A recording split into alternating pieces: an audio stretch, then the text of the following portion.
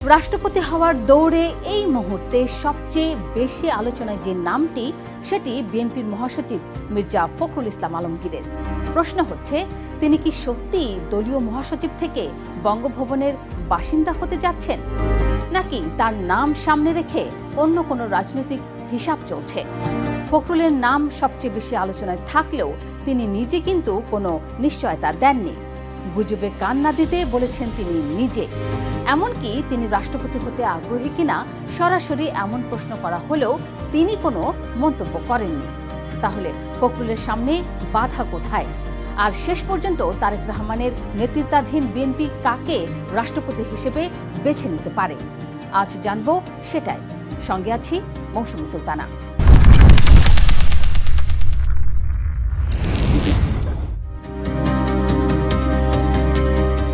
গত ২৪ জুলাই শুক্রবার বিকেলে স্পিকার হাফিজ উদ্দিন আহমেদের কাছে পদত্যাগপত্র জমা দেন রাষ্ট্রপতি মোহাম্মদ শাহাবুদ্দিন। কারণ হিসেবে তিনি লিখেছেন, দীর্ঘমেয়াদী রোগের কারণে শারীরিক ও মানসিক অসামর্থ্যতা।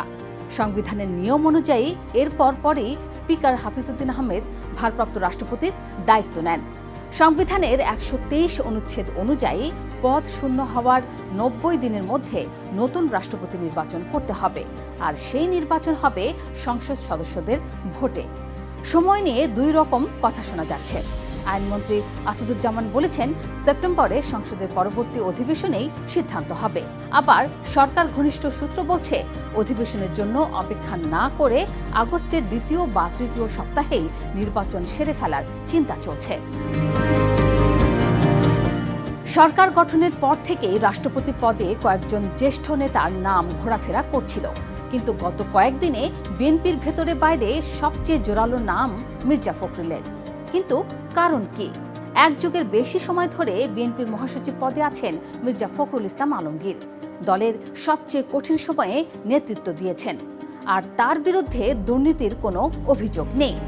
৭৯ বছর বয়সী এই নেতা বর্তমানে সরকারের স্থানীয় সরকার, পল্লী উন্নয়ন ও সমবায় মন্ত্রী। অন্তর্বর্তী সরকারের সাবেক আইন উপদেষ্টা আসিফ নজরুল প্রকাশ্যে ফেসবুকে লিখেছেন, সব বিবেচনায় ফখরুলই এগিয়ে থাকবেন। তবে এসব হচ্ছে যুক্তি আর মতামত, কোনো নিশ্চিত ঘোষণা নয়। ফখরুল নিজে বলেছেন, প্রার্থী দলীয় নাকি দলের বাইরে থেকে হবেন সেটাও ঠিক হবে স্থায়ী কমিটির বৈঠকে। এখন প্রশ্ন হচ্ছে, রাষ্ট্রপতি পদে ফখরুল যদি এতটাই এগিয়ে থাকেন, তাহলে তাকে নিয়েই এখনো সিদ্ধান্ত হয়নি কেন? এখানে কয়েকটি রাজনৈতিক হিসাব কাজ করছে। এক, মহাসচিব পদের প্রশ্ন। মির্জা ফখরুল ইসলাম আলমগীর দীর্ঘ রাজনৈতিক অভিজ্ঞতা আর সর্বজনীন গ্রহণযোগ্যতা তার পক্ষে, কিন্তু রাষ্ট্রপতি হলে দলের সাংগঠনিক নেতৃত্বে শূন্যতা তৈরির ঝুঁকি আছে।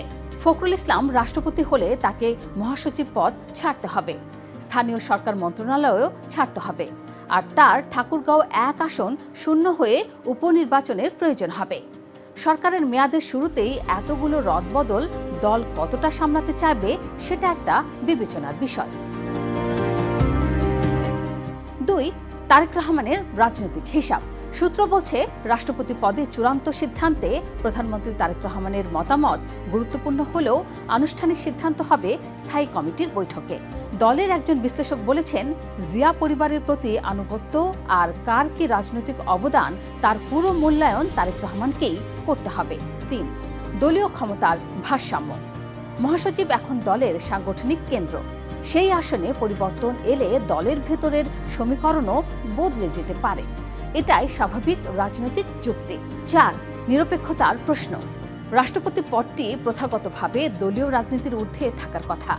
একজন সক্রিয় মন্ত্রী ও মহাসচিবকে সরাসরি বঙ্গভবনে পাঠালে ভবিষ্যতে সমালোচনা হতে পারে কিনা সেই ঝুঁকিও দল মাথায় রাখছে বলে একাধিক সূত্র জানিয়েছে। ৫, রাষ্ট্রপতি পদে বিকল্প তালিকাও প্রস্তুত।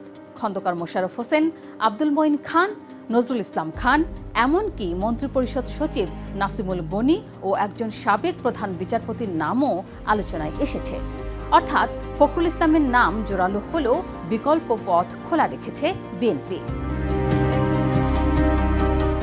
মির্জা ফখরুল ইসলামের বাইরে সবচেয়ে আলোচিত নাম খন্দকার মোশাররফ হোসেন, আব্দুল মঈন খান ও নজরুল ইসলাম খান। তিনজনেরই বড় শক্তি, দীর্ঘ রাজনৈতিক অভিজ্ঞতা এবং দলের শীর্ষ পর্যায়ে অবস্থান। কিন্তু বয়স, শারীরিক সক্ষমতা কিংবা দলের সাংগঠনিক প্রয়োজন প্রত্যেকের ক্ষেত্রেই কিছু প্রশ্ন আছে। আর দলীয় রাজনীতির বাইরে নাসিমুল গনি বা কোনো সাবেক প্রধান বিচারপতির নাম আসায় বোঝা যাচ্ছে বিএনপি চাইলে শেষ মুহূর্তে নিরপেক্ষ মুখ বেছে নেওয়ার পথও খোলা রেখেছে।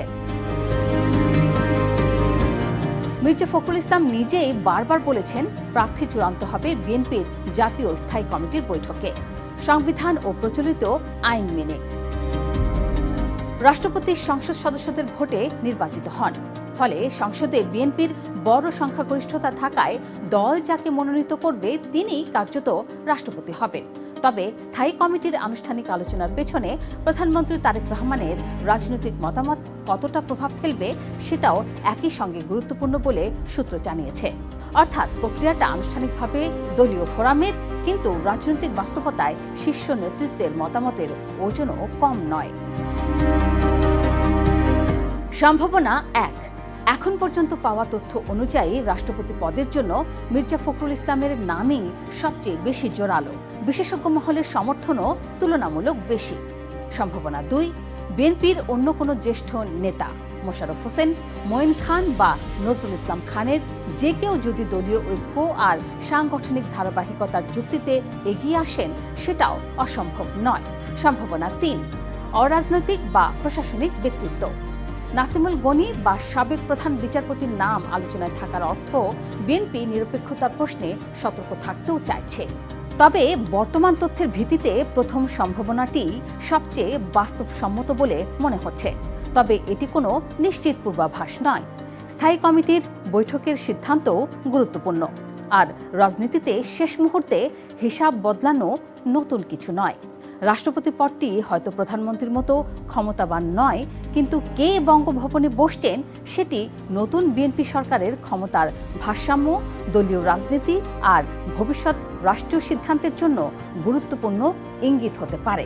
তাই এখন প্রশ্ন শুধু কে বঙ্গভবনে যাচ্ছেন তা নয়, বরং মির্জা ফখরুল ইসলাম আলমগীরকে বঙ্গভবনে পাঠিয়ে বিএনপি কি একজন রাষ্ট্রপতি পাবে, নাকি হারাবে দলের সবচেয়ে গুরুত্বপূর্ণ রাজনৈতিক মুখগুলোর একজনকে? উত্তরটা পেতে অপেক্ষা করতে হবে আরও কিছু সময়। আপনার কি মনে হয়, মির্জা ফখরুল ইসলামই কি যাচ্ছেন বঙ্গভবনে, নাকি শেষ মুহূর্তে আসবে নতুন কোনো চমক?